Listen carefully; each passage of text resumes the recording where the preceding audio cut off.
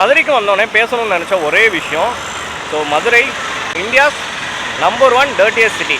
நிறைய news channels, YouTube channels and Instagram pages வந்து மதுரையை பற்றி நிறைய இடத்துல குப்பை இருக்குது அப்படின்றத வீடியோ போட்டிருந்தீங்க. நான் ஒரு 10 நாளைக்கு முன்னாடி வரப்போ வந்து பார்த்தீங்கன்னா மதுரை சார் என்னடா அப்படி இருக்குது, எல்லா இடத்துலையும் குப்பையாக இருக்குது, நம்ம ஊர் ஏன் இப்படி மாறிடுச்சு அப்படின்னு சொல்லி ரொம்பவே வந்து நான் கவலைப்பட்டேன். ஸோ நம்மளும் மதுரைக்கு வரப்போ அடுத்து ஒரு வீடியோ போடுற வேண்டியதான், இதை பற்றி ஒரு அவேர்னஸ் க்ரியேட் பண்ணோம் அப்படின்னு நினச்சேன். ஆனால் இந்த தடவை வரப்போ நான் அப்படியே ரொம்ப ஷாக் ஆகிட்டேன். ஏன்னா 10 நாளைக்கு முன்னாடி இருந்த மதுரையும் இப்போயும் வேறு மாதிரி இருந்துச்சு.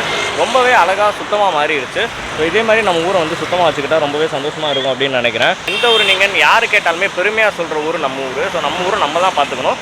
ஸோ இதை பற்றி அவேர்னஸ் க்ரியேட் பண்ணி நம்ம ஊரை வந்து நல்லா பார்த்துக்கிற எல்லா யூடியூப் சேனல்ஸ்க்கும் இன்ஸ்டாகிராம் பேஜஸ்க்கும் ரொம்ப ரொம்ப நன்றி. ஸோ நீங்கள் இல்லை அப்படின்னா இங்கே எதுவுமே நடந்திருக்காது.